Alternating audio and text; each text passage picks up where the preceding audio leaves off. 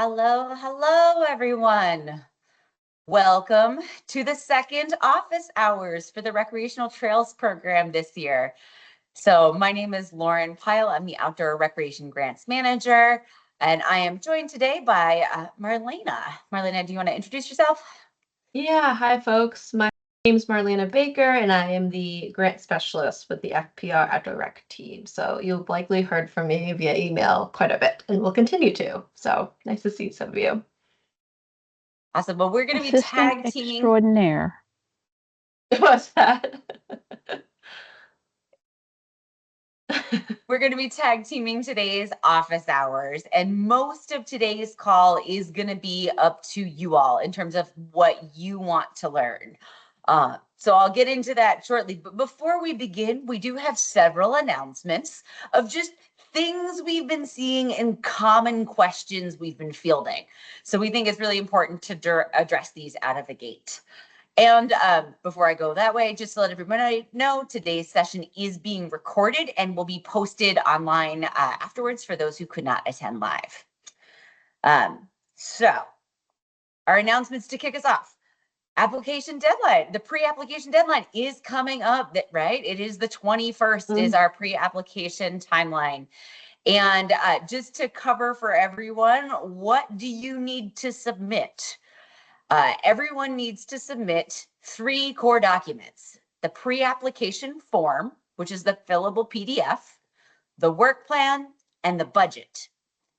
And then if you are submitting a construction or maintenance project, that's when we need your design assessment tool for trails, permit navigator or project review sheet, and then a map if you're doing those. So 3 documents if you're not construction or maintenance, 6 documents if you are construction or maintenance. And if you're curious to know, do I have everything together? Can they open my files? If you email it to us by tomorrow at 5 p.m. is our cutoff, we will be pre-screening all of the applications or the pre-applications that we receive at this point. This is not a check of quality. This is simply to go, yes, attachment, yes, attachment, yes, attachment, and we can open all your files. Check. So you're all set. Your application, your pre-application is complete. But so if you get that to us by tomorrow, the 19th at 5 p.m., we will do a pre-screen and then let you know if anything is missing, which you will then need to submit to us by that final deadline on the 21st. The other question we've been getting a lot lately is, okay, once we get those pre-applications in, when are we going to hear back? And the answer is as soon as possible, which is likely going to be early to mid-December. So our team is going to read and review all of the submissions and then provide feedback all together. So we're going to be doing that as quickly as possible, but it'll probably be early to mid-December, which should give you at least 6 or 7 weeks at bare minimum until our final application deadline in February. So we are going to be racing forward to get those out as quickly as we can. And then for the question that we've received from some folks who are saying, well, you know, I'm almost finished with my pre-application and I'm ready to start thinking about next steps. You know, you can wait until you hear from us about your pre-application status before you do anything else. But we have had folks asking of just like what's to be expected. And to that end, just last week, we posted the full application guidance and the full application preview on the website. So both of those pieces of information are now publicly available. I bet you the links are going to come to you in the chat shortly from Marlena, who will have that options for you. So with that, those are the questions we've been fielding a lot in the inbox that we just wanted to make sure that everyone had heard. With that, the rest of today's session is about you all and your questions. As you can see, we've got a good group today on the call. And so just to help make things easier, yep, we're already having it come in. We ask you to use your raise hand function and teams will actually queue you up in order so we can answer hands in order. You're also welcome to drop questions in the chat at any point. And we'll try to like balance those two out. And Marlena and I are going to be hopping back and forth of who's taking which question, just based on what it is. So with that, we'll go ahead and kick it off with Baxter, the South Forest Loop Accessible Trail. Go ahead and take us away with the first question. And you're muted. Hello.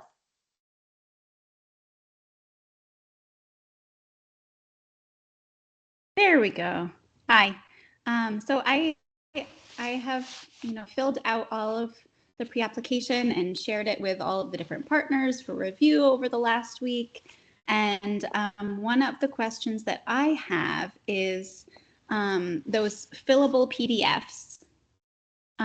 In some cases, what I'm filling in kind of continues out of the text box.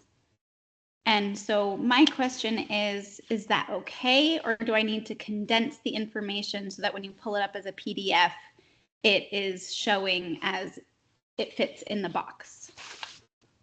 You should be fine if you're talking about the pre-app form itself. Yeah. If you send it back to us as that fillable form, we should be able to scroll through and see all of that text. So that's fine. There are limitations for the project description. I want to say 150 words, but other than that, I would just keep that in mind. Sure. And the design assessment tool for trails, like the project name and organization name, those ones both. Okay, cool. You'll be able to see those. Okay. Yes. Great. Yep. Thank you. No problem. Did you have another question, Baxter, before we go on to the next one? That's it for now. Okay, great. Well, with that, we'll move next to Kyle. Hello, everybody. Can you hear me? Yes. Perfect. All right. So I actually have a couple of questions, but maybe I'll just throw a couple out and then cycle back in through the queue for fairness sake. The first one that we were wondering is, can we use Ready Grant funds towards our total match amount? So we're having like a site assessment done by an outside company, got Ready Grants applied to that. We're wondering if that counts towards our total matched amount because we had to, do all the effort of putting that in, or if that's just kind of a separate basket. Yeah, that's a good question.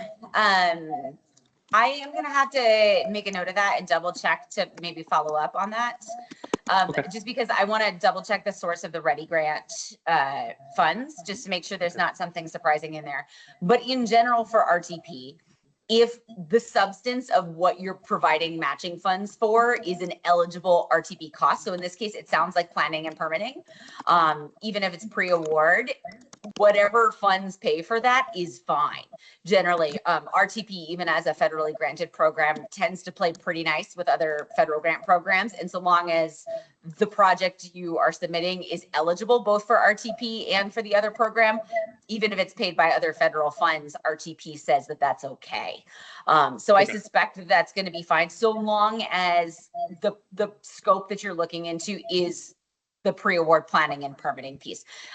Like, just to separate it out, I know Ready sometimes helps with and maybe it's a different Ready, but it helps with grant application prep. That does not count as match because it's not one of our eligible activities. So.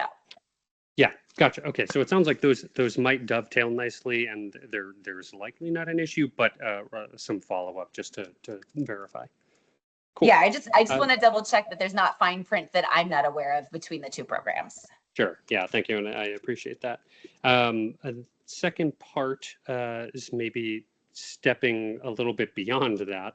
And if we are awarded an RTP grant, what happens if there are excess funds beyond the scope of the project? Is that possible? Can we bank those, or how would that work? I think you need some clarification. Do you mean if you get in a grant, say I'm going to pull numbers out of the air. If you got a grant for $25,000 and you only spent $20,000 of that, what happens with the leftovers? Like the work comes in under budget or something like that. Is there kind of okay, well, now we need to hand back $3,000, $5,000, or can we bank that for future improvements? You can't bank it from that piece. Okay. So it's not like you can carry it forward year over year with it, because RTP funds are very much so project specific. That said, if there is something like that happens, we will entertain often a scope change and a budget amendment request through our amendment process. You know, if that happens like after the grant is executed. So after you've already received the grant, like we've had it happen before, like, oh, well, we budgeted for wetlands permit, you know, wetlands delineation, and it didn't cost as much as we thought it did, which is a happy surprise if that happens. In which case, like we will work with grantees to determine, like, is there something else that fits within the scope of that project that funding could be reallocated for. Some of the ways we've seen that show up in the past where somebody is saying, well, we were going to do like 1 kiosk panel and 10 trail signs. And because production costs came under cost, now we're going to do 3 kiosk panels and 10 trail, you know, and 20 trail signs. And so like, if it's an upscaling of similar scopes of work, that's something that we discuss on a case by case basis. If it was like, we're doing work over here on this trail in this section and we don't have anything else to spend money on and we want to do something over there, generally that's a no, because then we have to redo all of the compliance work for that new location. So it's a little bit case by case that way, but generally we work and have that conversation just to see if there's something that naturally that fits. Gotcha. So if I can summarize to make sure I understand, if we do end up coming under budget for what the grant was approved and awarded, the follow-up would be filing an amendment with you all and trying to work to see what additional work in the vein of the original grant that we can try to like scope in to fill out that remaining amount. Yes. Okay. Cool. Yeah, Sounds but good. you can just save it for trail work in a future area, just because of many things related to compliance and then the use of funds. Okay, gotcha. All and right, you know, if push comes to shove, I will say this on the last piece. You know, if we end up having projects that close under budget, and that happens, what do we do with that money? Is we just put it into the pot for the next round. So that is a piece too, is it does still support trails work in our state, in our community, even if it's not at the original project site. So it's not lost forever, even if it's just shared in a different way.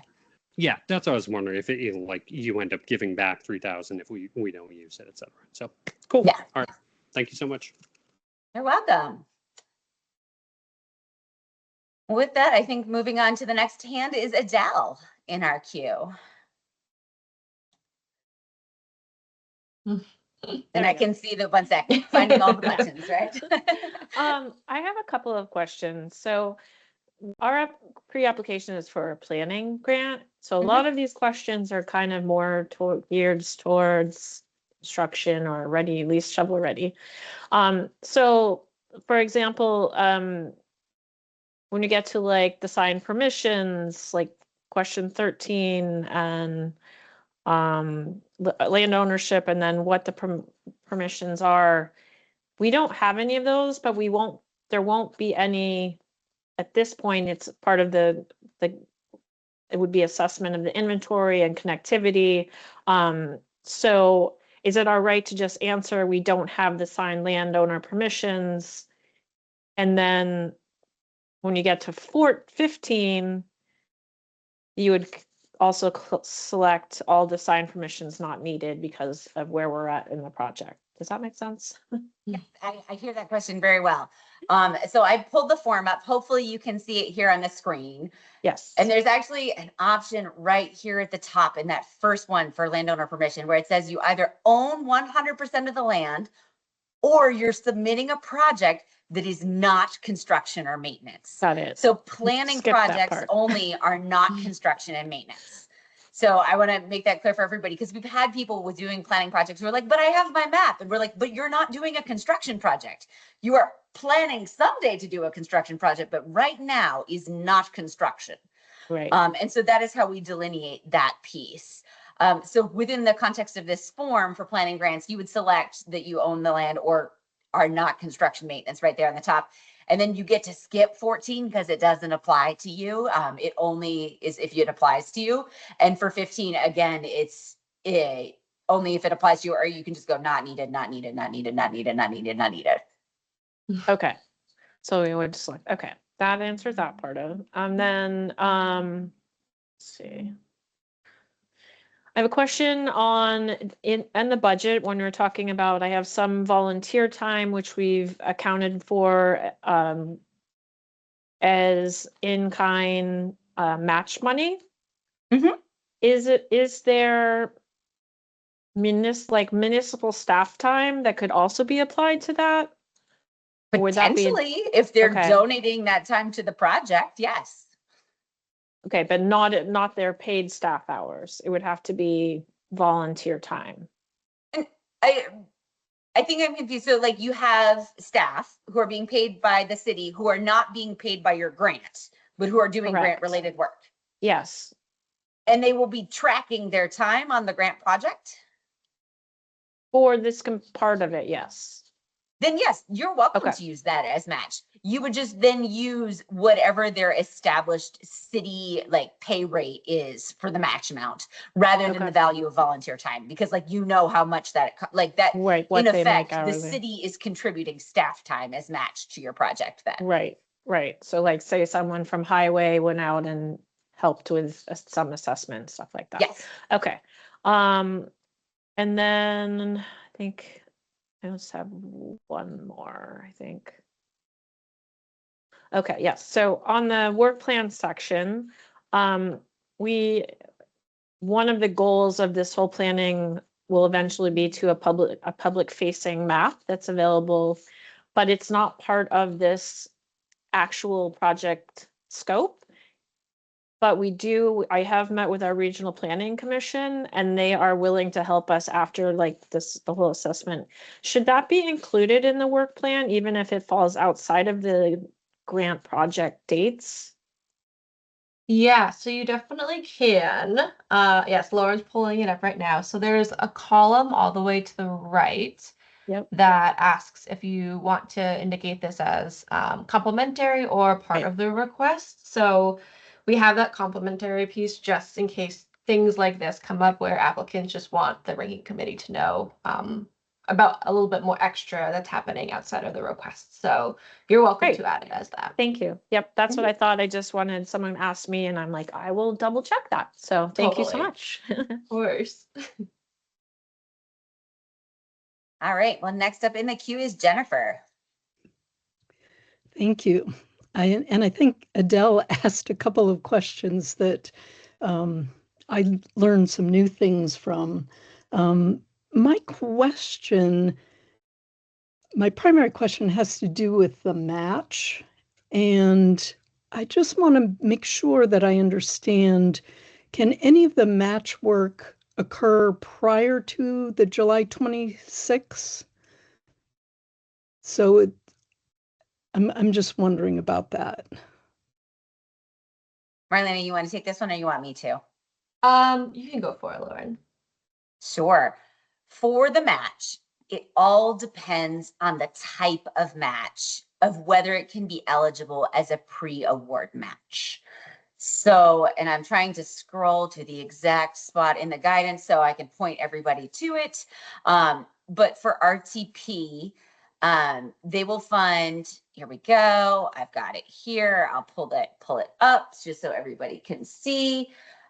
So what RTP allows as pre-award match is planning and permitting related costs within 18 months of our federal highway submission. So that in this case is about back to January of 24, or sorry, January of 25, January of this year. So if you have costs incurred, because we're going to submit it, and by the time we go through our selection process, federal highway submission is like at the very end of our chain. So that's like April where that happens. So that is what is allowed, is pre-award planning and permitting. If you had, say, construction work or other types of work that were occurring before that start date, unfortunately, those are not eligible as RTP requests or match. So like we've had times where like, okay, well, we were getting, there was gravel work that was being donated in the spring before we were going to do our trail maintenance. Like it has to be during the grant window when the work is done. And that is just a federal rule. Does that answer your question, Jennifer? That does. And then my only follow-up question with that will be, what is considered planning. And I'll just give you this specific example. What we're doing is we're writing a planning grant for trail design. And part of that trail design has to do with meeting the requirements of Vermont River Conservancy, who has the easement on the land. And there is a Nordic ski club that also has historically used the trail. So we're trying to get a design that will accommodate both of those needs. So the person who has done an assessment for the Nordic Ski Club spent time, volunteer time doing that and wrote a report. And there's a way in which I would consider that planning, but I don't know at all if you consider it planning.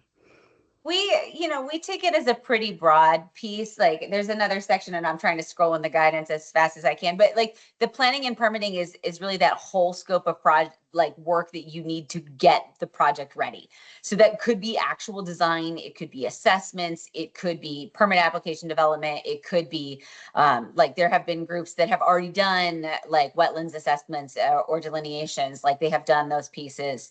Like the work that was spent on that component can count as that pre-award planning and permitting. Marlena, did you find that the planning Is this definition what you there? were thinking? Or more so? That is one of them. Yes, that will work right there. It's like for the planning track, right? Like, so that's how we define planning for the planning track right there in the center of the page. Great. And then I think my final question really relates to a standard grant versus the planning. And, in a lot of ways, we're definitely in the planning stage. Now, I did have a map. We already had a map and it was revised for the purposes of this. And I did the looking at what the permit navigator and things like that. And there's a way in which I suppose I didn't need to do that since it's a planning grant, but should I submit those anyway? You're not required to submit them with the pre-application. So that's the piece, but like those types of resources could be pieces that you submit with your full application. And I honestly don't think any of that was a waste of time for you going forward, because like the permit navigator report hopefully could flag for you the potential permits that you would need so that they could then inform your budget. So even though we don't require it, it's helpful for you all at this stage of planning to understand like, well, what could be the things that we need? Right. So that's it. Is like when there are a lot more resources and pieces of information that you are invited to submit during the full application, and many that you are required to submit during the full application. But for the pre-app, you don't need to do that right now. Okay, so for a planning, just those three pieces that you've mentioned. The form, the work plan, the budget. Because really that's the first piece, is we're checking to make sure like what you're trying to plan is gonna fit for the RTP. Because if you tell us you're planning a soccer complex, we'll be like, that's a great idea and not a fit for this grant program, right? Like that's really the piece. Or we're gonna do all of our planning and it's gonna happen in spring of 26. Great, that's before we have money available. So we're gonna be checking for those pieces before you move forward with all the effort of pulling together the full application. Great. And I just have one more quick question, and that is, if I do submit it, to make sure you can open the files on Wednesday, and then I think of a modification that I want to make, is it considered submitted once I submit it on Wednesday? You can resend us something before Friday. That's totally fine. All right. I will try to make sure that I don't need to do that. But thank you very much. Yeah. Yes, but just know that we probably we won't have capacity to double check anything that's submitted later for that. So yeah. Great. Well, if that answers your question, Jennifer, we'll pop back to, it looks like Kyle is the next in the queue. Hey, I'm back again. So these are just two quick questions about the match amounts, and for the sake of expediency, if the answers to these questions live somewhere in the resources, feel free to just point me over there and I'll look that up async. But basically two kind of questions. One would be For the matched funding, is there a specific deadline by which we have to have that matched funding raised to be awarded the grant? And a follow-up to that, is there a specific funding level, like minimum level of funding to be awarded the grant or anything like that? Like, so is there any amount of cash upfront that we have to show at any certain point in this process? And what are those deadlines? Yeah, great questions about match. So RTP as a program requires a 20% match. So RTP grant funds can only cover 80% of the total costs. So that's like the minimum threshold. If you have more match than that, that's great. Know that whatever goes into your final budget is what you will be committed to. But that is the minimum threshold, is the 20%. And so in terms of when you have to have things happen, at this stage of the game for the pre-app, you just need to know what the expenses are, right? Like, this is what the match is going to be covering. Mhm. When we get to the full application, there'll be a space in the full application to actually describe in narrative form where the money is coming from, whether that is volunteer hours being committed, cash match, other grants. You'll be able to describe all of that in the full application, and also whether that status is what we call pending, right? Like, you've submitted an application for another grant program, but have no idea if that's going to happen. Or if it's committed, like the town has pledged to take this many dollars out of the next year's operating budget. Or somewhere in the, those pieces. You'll be able to explain that to the ranking committee. All of that said is that if your project is then selected for funding, we put together your grant agreement. And so when do you actually need to have this match in hand is when you start invoicing us things. That is truly the time when you need to have it in hand and documented, because at no point will RTP reimburse more than 80% of the costs incurred. So that, like, if you had all of your match up front, because you're like, wow, I've done so much pre-award planning and permitting, I have all the costs, like, cool, you can just document that match out of the gate and you're set. But if your match is tracking with your project, it's management hours, just know that at no point will we reimburse more than 80% of the total costs. So it has to track with the expenses. Okay. Does gotcha. that make sense, Kyle? Yeah. So if I gather correctly, we just need to make sure we have the money to continue paying for things beyond the point of reimbursement, basically. So if the project is 50,000 and we've raised, or we have to match 10,000, we get 40,000 from you, and then there's still 10,000 left. That's the point at which we need to make sure we've got all the funding locked. Yeah, well, I mean, and these grants are all reimbursement grants. So like that might also be the piece too, is like thinking about cash flows. You always have to front the expenses and then get reimbursed for them. So that is a piece too of like, when do you need money in hand? Is like, you need to be able to pay the bills before you get reimbursed.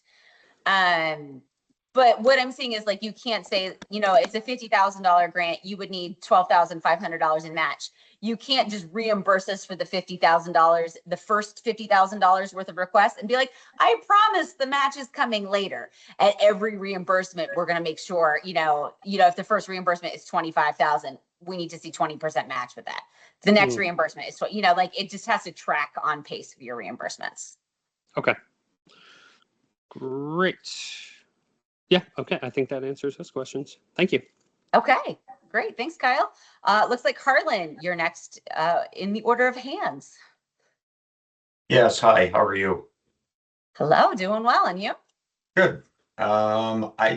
So we're not even sure how to approach this, so I don't know if I can take up just a little bit of your time, hopefully not too much. So we have an Indian Brook Reservoir, and we have a trail that is already established, which is not accessible. So we've had the accessibility needs assessment done to it. They've sent back that document with associated costs, and they broke it up into sections to try to help us pick and choose bits and pieces of it. We were able to identify a section that we're going to be able to do in capital. And this is an entire, the goal is to do the entire trail but we're looking at doing it in sections. We're applying for the grant to extend how much more of the overall system we can do.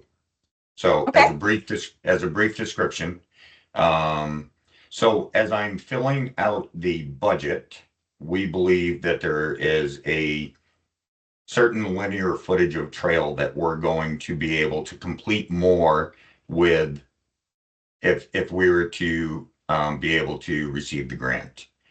So my question is, as I'm filling out this budget, is the budget for the entire project what we already know that we're going to be able to pay for? Or is the budget that I'm submitting to you for the section that we're going to utilize the grant for? That's a great question. And I can see Marlena is responding to a question in the chat, Marlena, so I'll take this Yes. one. Thanks. So with the budget, you really want the budget to be what's focused on your grant requests, right? So like what you want to use grant dollars for and the match that you want to commit to sharing as part of that. And so, and I say that because like with your capital funds that you mentioned doing the other scope, like is the timing of that work going to be before the RTP eligibility window? In which case, like that can't be matched, unfortunately. But if they're happening within the same window, then you might consider some of that as match, like as scaling up the project that way. Because it's part of the whole project. But I would hesitate if you said like, and I'm just gonna make up numbers, but Sure. like there's $100,000 of improvements that we're committed to make, and we're going for RTP for the extra 50,000. Please don't submit us $150,000 budget. Like you don't want to be beholden to that number of like incredible overmatch at the end of the day. Yeah. So I would right size your budget for truly like what you want to be considered the grant project that will be part of the commitment in the grant agreement. Okay. That's helpful. And so whether you're saying I'm pitching the whole project and the rest of this is match, that is the decision that you all can make. Or you're saying, well, you know, we have phase one that we're taking care of ourselves. Phase two, completely separate, is the RTP project. Then just give us phase two. It just depends on how you package it. And we've seen both ways come in through RTP in the past. Yeah, because I mean, obviously, phase two, if that's what we are hoping to accomplish with the RTP grant, it does kind of make it its own separate project. Yeah. And then it's just a matter of working the capital money that we've had allotted to make sure that we're making the grant, although we do have several in-kind grants. And to go back to the question earlier, somebody had mentioned about employees and they talked about a public works person is probably going to be helping while they're paid to do certain things. One of the in-kinds that I'm looking at is our public works department would haul a lot of the crushed stone in order to make this an accessible trail. So they're covering trucking and the employees' time, and they bill that combination out generally as a $45 an hour. Is there some type of documentation that I need Public Works to provide that's a $45 an hour? Is there, you know, how detailed do I need to get with the information? Marlena, you want me to take this one? Yeah, go ahead. Okay. I was seeing if Marlena was hopping in on this one because I know she's been doing this a lot too. So for your budget, for your pre-application, you can just say in your budget line, you know, it's city hauling and gravel delivery, and like in that descriptor box within that, you can say like, how did you come by this calculation here? And I can pull it up now. You know, you can say what it is in the first box, who it is that this many hours based at $45 an hour. Like you can just use that as like, that's where it is, rate quoted by the city. You know, just describe that language there.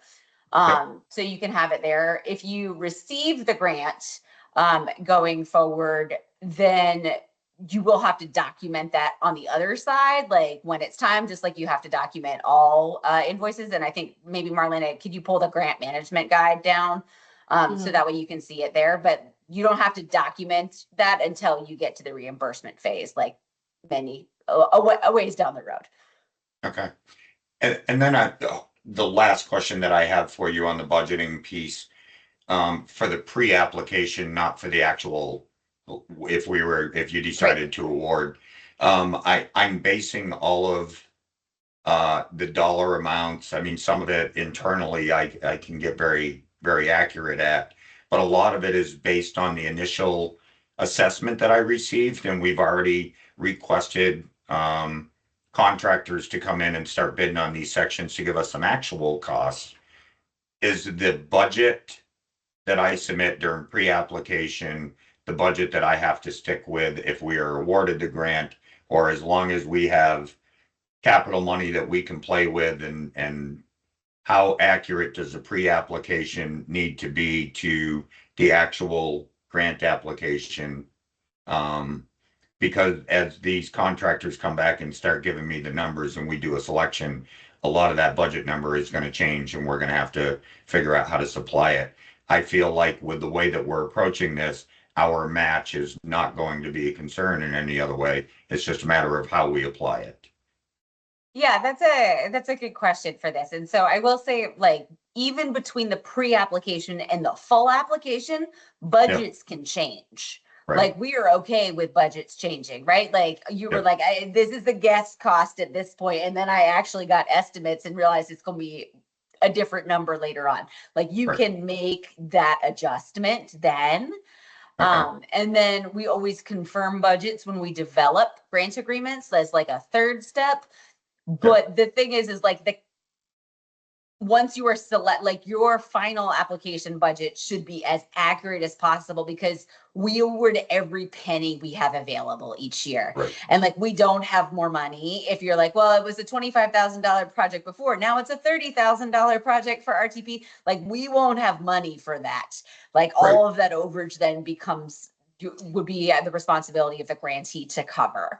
And so we don't want to see people get into that position. So that's where we encourage that holistic budget as best we can. And that said, like, going back to that amendment guidance that Marlena dropped in the chat earlier, we also recognize, like, the reality of construction is that things change. They do. And so we have even built into our, like, grant management structure flexibility within the budget lines. We generally allow category to category things to shift about 25%. It can't change the total award, right? Like, if you apply for $50,000, you have $50,000. Right. But we work with grantees all the time to, like, figure that out. And, like, even if something changed dramatically, we have that conversation through the amendment process. But generally, like, we are trying to get, like, the budget to be that best estimate, because really what we don't want to see is, like, we've had grantees who are like, wait, there's another $5,000 expense that we didn't see coming. And we're like, we can't fix that once the full application period is changed. Like, so if you're changing between the pre-app and the full app within the eligible amounts, that's fine. Nobody's going to think anything of that. But once we pass that full app point, we're pretty beholden to that final number. Yeah, because we're kind of hoping to hold some of our capital in contingency mode for those reasons.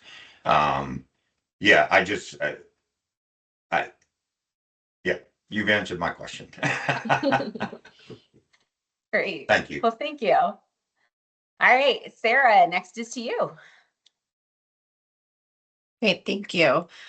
I think a couple of my questions have already been answered, but I've been looking at them a little bit differently. So I'm just gonna make sure that I have the right answer. In terms of match, we've been debating between the staff time that will be included in our planning grant versus another grant that we have had and is being implemented here in 2025. Is there a preference between what kind of match is submitted in the application? And then in terms of documenting it, I've kind of heard, just confirm for me, there's a narrative in the full application where we'll explain how that goes, and then some sort of invoicing documentation of that staff time versus once you get to reimbursement. Other grant that we utilized. Great, thank you. Well, and so when I shake my head, like, there has not been a preference of, like, we prefer cash match or staff match or in-kind match, like that. We don't look at that at all. I will say, like, having been through this process with multiple ranking committees in the past, what does come up more often than not is like what is committed versus like what is pending in that portion of it. Because if people submit this to a plan of like, well, we need $50,000 and like we have an idea, we're just gonna fundraise the extra 12,500, but there's no confirmed plans of how to get there, the ranking committee picks up on that. They do like to see, like, even if you don't have the money in hand, that you have a firm plan to secure the money, not just we will do fundraising.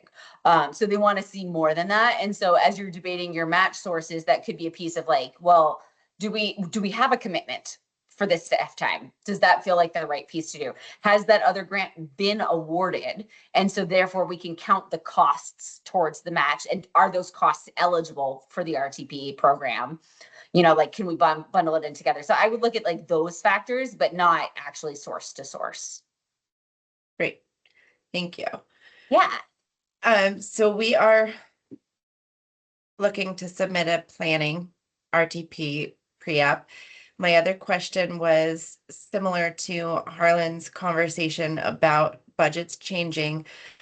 So I'm looking at for planning grant, most of our line items are in section A of our budget form. Yeah. And I think I remember from the webinar that as long as everything falls under that section, it's really the subtotal that matters and not necessarily the budget of the individual line items. So we can list all those out, but if those numbers change, we've got more time between now and February to flush those out. And even if that's not enough time, it still falls within the same section A, so that's okay. That's okay. And different grants are going to fall in different places. Other grants might have 100% of, you know, like almost all of their expenses in construction maintenance. You know, other grants might have all be under education or all under equipment. It just varies project to project. If like, we don't expect you to have all the budget categories. But you are correct from the webinar is like, when we go to write the grant agreement, we're just going to write one block of like, this is grant project administration and planning. That is the budget line altogether with that subtotal. I will say though, like for the sake of the pre-application and the full application, it is important still to itemize. Because if you just say we need $20,000 for planning, and what is it for planning things? Like the review committee is gonna have a lot of questions with that. Versus like if you have a well-reasoned, well, you know, like we think this costs this much and this costs this much and this costs this much. Generally, like I've seen review committees that don't blink at really high budgets when it's really well justified because it's clear, like you've done your due diligence and it obviously just costs this much money. But we've also had ones that like, I promise there will be $25,000 worth of admin time. And people are like, wait a second, like, how did you arrive at that number? Like that just seems like when it's not backed up, like that's where it really raises questions. Great, that makes sense. And my last question on the sample budget form in section H for indirect costs, there is the de minimis rate that's added in there. Is that recommended to include to account for inflation, or is it better to put that in section A with planning and just kind of over budget there? I would put any inflation calculations within the category they belong in. So if you're planning for inflation, put it in, you know, in your case, the category A for a planning grant, like that's where it belongs. The de minimis is for indirect costs. Just to go down to indirect costs, we've called those out as eligible this year. Different programs call them different things. You might also think of indirect as overhead. These are the things that cannot be itemized to this grant. It's things like the portion of the power bill and part of your insurance money and the phone. And like, if there's somebody else who cuts the checks, who is not counting their staff time towards this project, like it's all of those things that you're like, no, we're not going to itemize like the 3 stamps out of the book, the roll of stamps to do this. And so that is what that cost is. That is eligible as reimbursement or as match. And if you choose to claim the indirect rate, like it just has to be in your budget as a start point. And if you, the base rate would be 15% of direct project costs.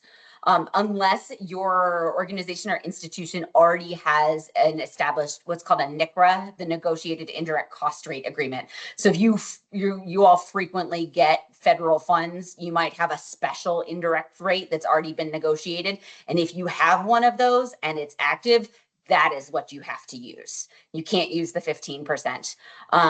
But that 15% doesn't, like, that indirect is not intended for inflation, for like material cost changing. That is truly for the things that cannot be itemized to the project. Perfect. Thank you very much. Yeah, you're welcome. All right, Adele. Well, that was good timing because my question was about indirect costs and whether that could be used for match as well. And it sounds like that can happen. Okay. Yes. That's it. Okay, great. Yes, indirect is eligible for reimbursement or match, as long as it's in the budget. Like, we can't go back afterwards. And if you're like, oh, just kidding, we were gonna put indirect in our match. If it wasn't in the grant agreement from the get-go, it's not eligible because we have to run it always by federal highway that way. All right, Baxter.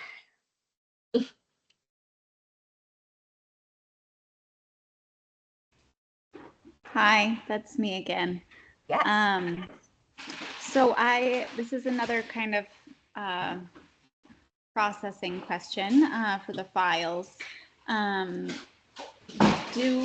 Does it matter what they're named specifically when we upload the files? Should it be specifically like work plan, or does that piece of the puzzle matter? Ideally, yes, if you can include like work plan and then Baxter, that would be super helpful with your applicant name. Yes, in the guidance, there are examples that will help you call out kind of like what we're looking for those naming. Yep. Great. And then just to add on, like, there's no need to stress if like, I did an underscore, not a dash. Like, that's okay. Like, I mean, I've had people panic about that in the past. You're like, that is not the problem. What the issue, what the piece comes in is like, we get all these files and then they go in a folder. And we would like to be able to, if we have 5 of them open at the same time, to be like, that's yours. Yep. And if we have all your documents open at the same time, we know which are which based on your labeling. Great. And then with regards to the map, I followed the guidance that you all provided for the A&R website, and that was fantastic.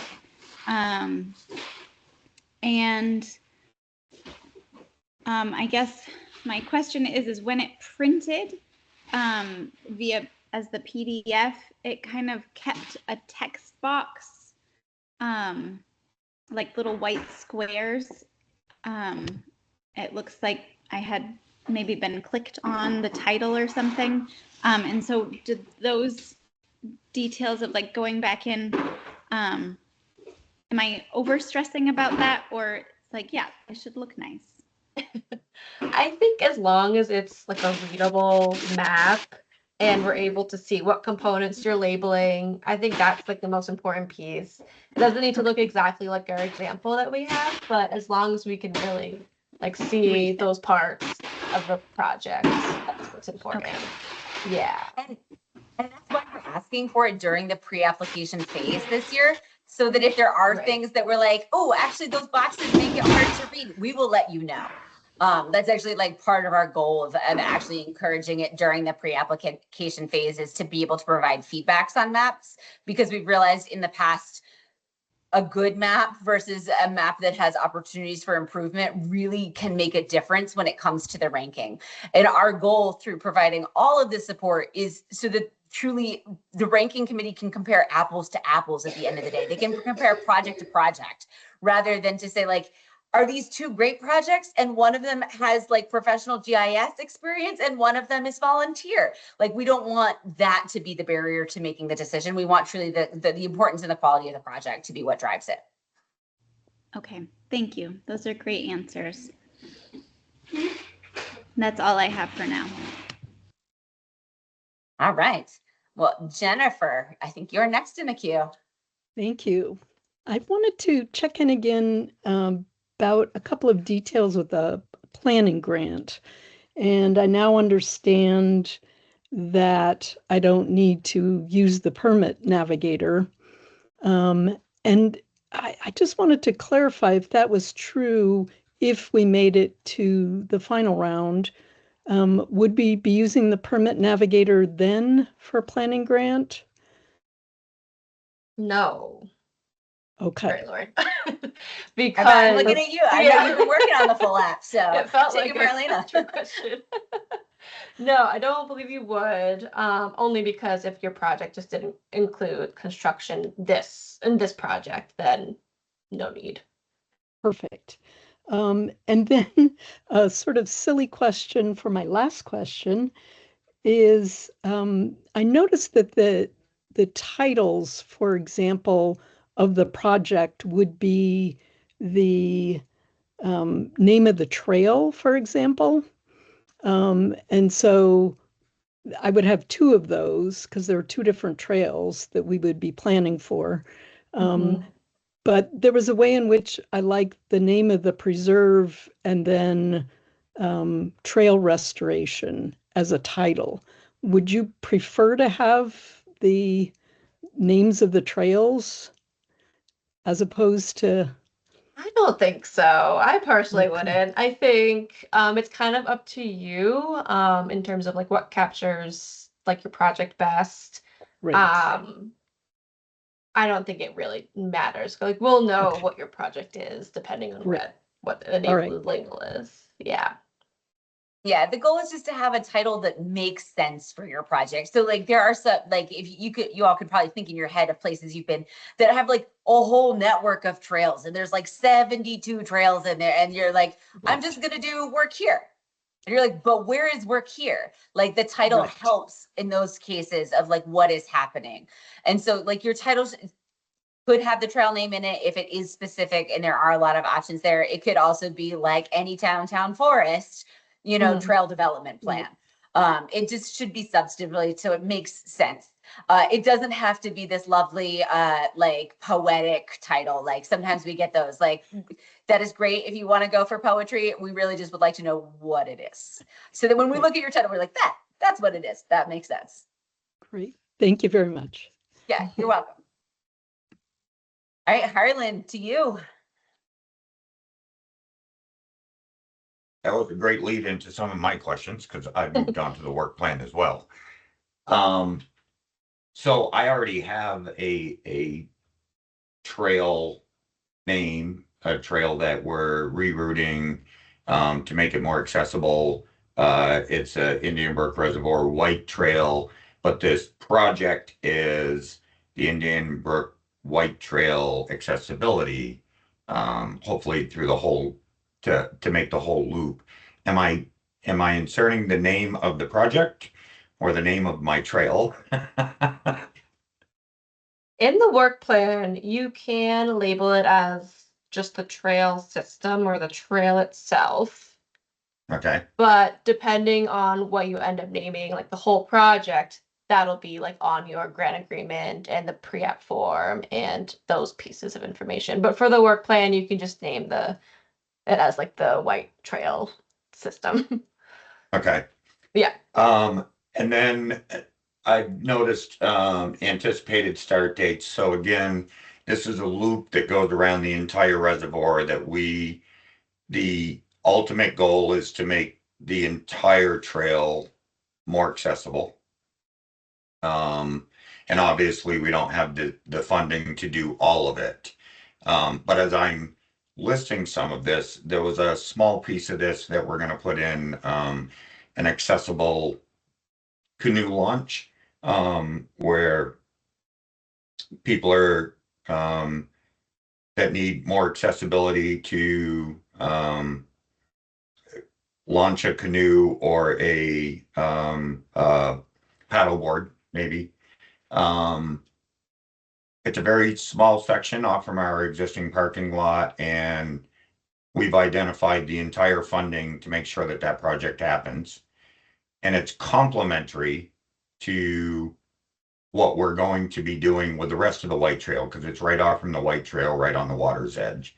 So we're going to do that in 7/1 through 7/30 of 26 coming up. Paying for it outright. It's part of the ultimate system. And then I'm going to list phase 1, which we also identified money for. And then phase 2 is probably where the RTP grant is going to come into. But then there's phase 3 or potentially phase 4 that we hope to complete when we can identify money or maybe come back and apply for the grant again in later years.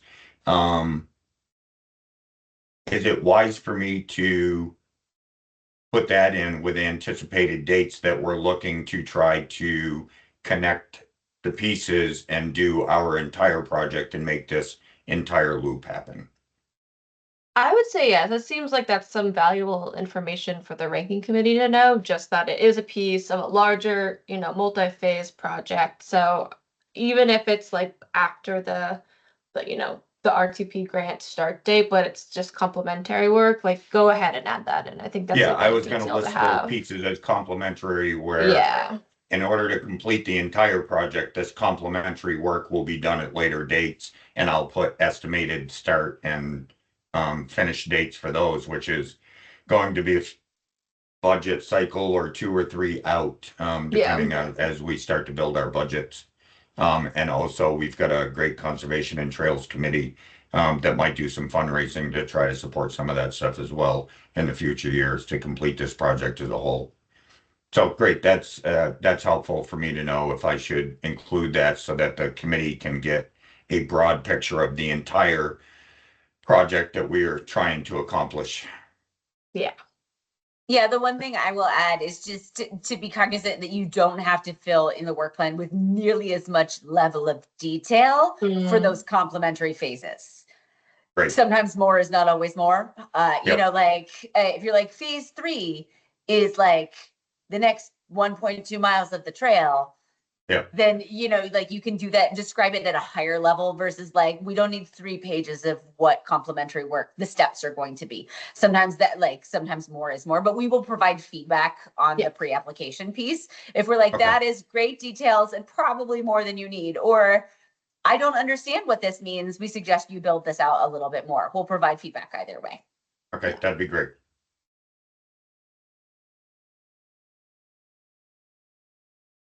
Well, great. It seems like we're nearly at the top of the hour and I see no more raised hands currently, but we have 3 more minutes. So this is time. If anyone has a lingering question, we can get it in now.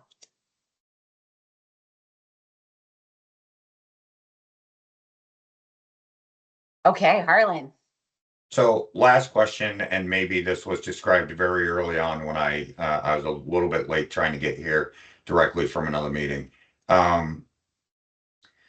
So is there a total amount that the state is offering to cover these grants? Like this is the $50,000 grant.